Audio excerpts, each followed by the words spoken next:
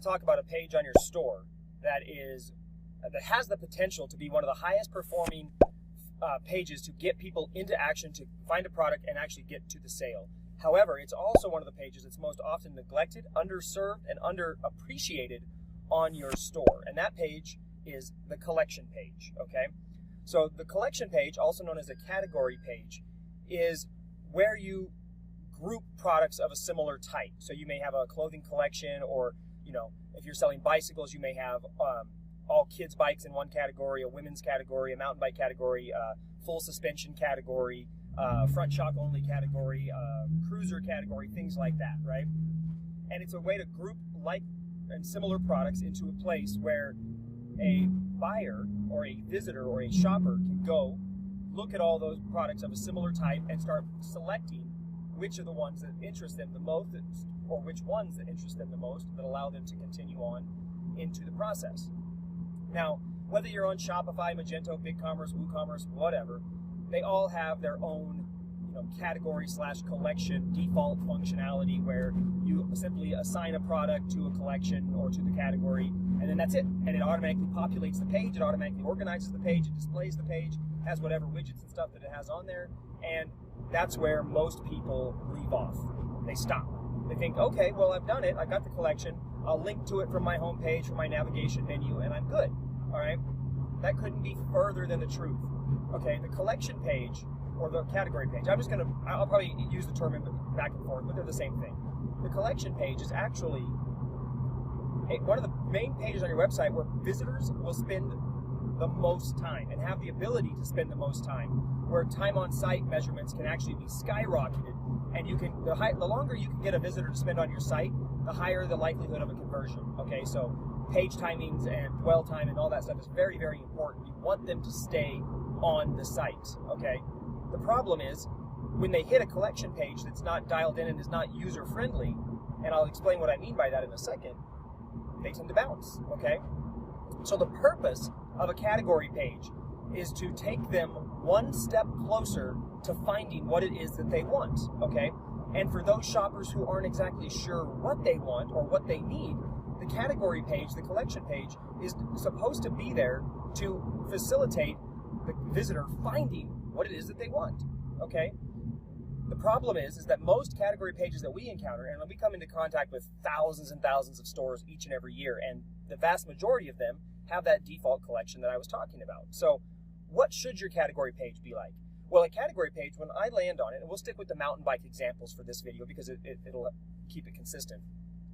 If I want to find mountain bikes, I'm not interested in every mountain bike. Maybe I'm Trek and the store has 600 SKUs, 600 different mountain bikes. Well, if I'm a man, then I'm probably not interested in women's bikes. If I'm looking for a bike for myself, I'm probably also not interested in kids' bikes. Okay, so if I go to a collection page or a category page and it's this blob mass of all these products that I have to sort through, and they're just tons and tons of them and things like that, I'm going to get overwhelmed. I'm going to get frustrated because I don't want to scroll through things that I don't want to see.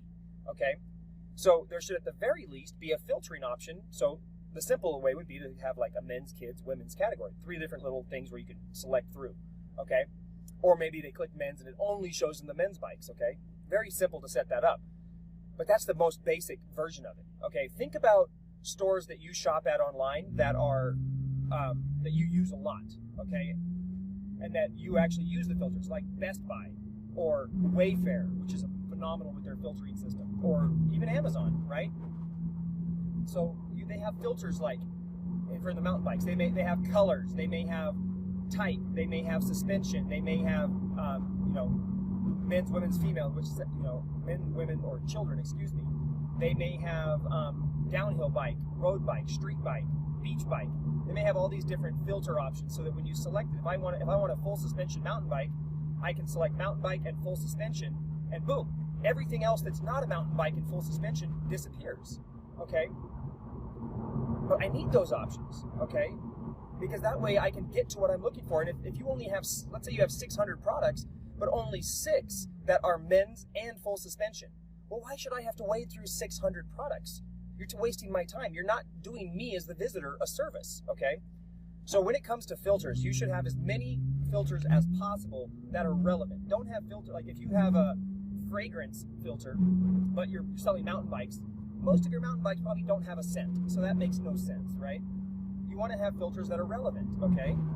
And you want to have as many different filters that are relevant to the consumer, to the shopper. When you're shopping the mountain bike, maybe they care about weight. Is it a heavy bike, okay? Maybe they care about gear ratio or how many gears it has. Do they care if it is a aluminum frame bike or a Y-frame bike or things like that? What are the frame styles? All of those things that are important to them. All right, the size. Bikes have different sizes based on the height of the person. So you need to have all of those in there. Now, where do you have them? You should have it in the most prototypical layout that you possibly can. Prototypical meaning the same layout that they're used to seeing on other stores they frequent. Considering that 53 cents of every dollar is spent on Amazon when spent online, Amazon's a good one to make sure you mimic in that regard. So that would mean left-aligned navigation vertically down the side of the page, okay? And they're checkboxes. When they check it, it selects only those items, and all the other things that don't relate to that check mark or that tag disappear. When they uncheck it, everything comes back. They should be able to select multiple checkboxes. They should be able to unselect the checkbox without having to click a reset button or anything else. Okay, now you should also have your, over on the top right, you should still be able to sort by bestseller, sort by price low to high, price high to low, and those kind of filters as well. Now, those are the default filters that almost all category pages have, but those are not enough in and of itself.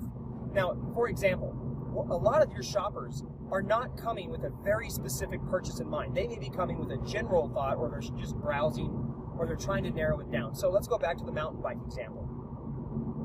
I'm a guy.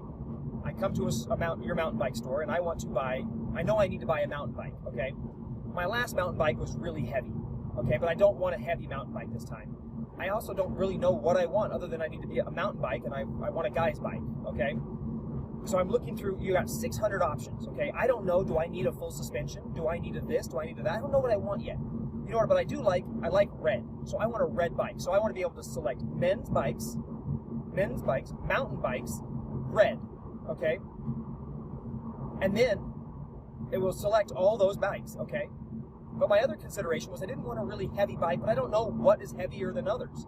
So then I could go over to another filter and I could select sort by weight, lowest to highest, okay? Or highest to lowest, right? Then it's going to reorganize those selections of men's mountain bikes that are red and allow me to see in order which one's the heaviest to the least heaviest, or the lightest to the most heaviest, and only those categories that I want. And as I start looking at them, then maybe I'm like, oh, you know what? I think I only want a front shock bike. I don't need full suspension. So I can select front shock or deselect full suspension, and boom, it would take those away and narrow my choices even more. Now, I'm being served with the most relevant information that I need to make the decision of which bike I want to click through to see the product page on. When you allow me to do that, you're making my shopping experience good. You're showing me that you care about me as a customer and that you actually want to help me find what I like, and you're not just trying to make a quick buck off me.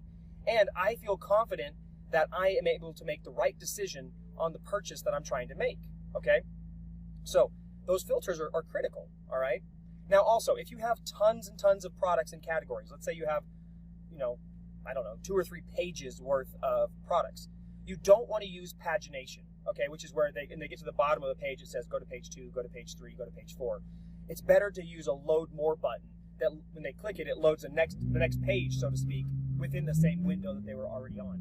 It's much easier for mobile experience. It's much easier for everything. Another point, since I mentioned mobile, is you never want to use drop downs if you can avoid it for your filtering. You always want to use checkboxes and expand and collapsible menus down the left-hand side, or potentially a narrowed version across the top on mobile. That can work as well.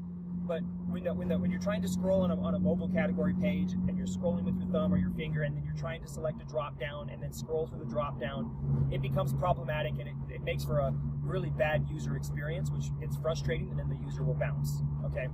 Now, if you're not utilizing all of these things on your category page, then you are making it you're doing a disservice to your customer. And I would venture to say that if you were watching your tracking and your session tracking and all of that to see how your users are, you would find that your category page is one of the biggest leaking points of your business. You're losing customers and losing visitors heavily on that category page, where instead it could be a major boon and major help to your store.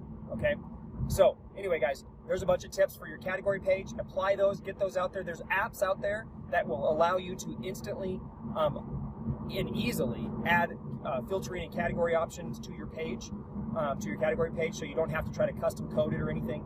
Don't reinvent the wheel. There's good stuff out there. Just make sure you find an app that allows for the features that you need based on the product types that you're selling and what your visitors are looking for. And if you want more tips on how to dial in your store, watch these videos right here, okay? And also, don't forget to click the button below to subscribe and click the little bell icon to make sure you get notified on every video we release.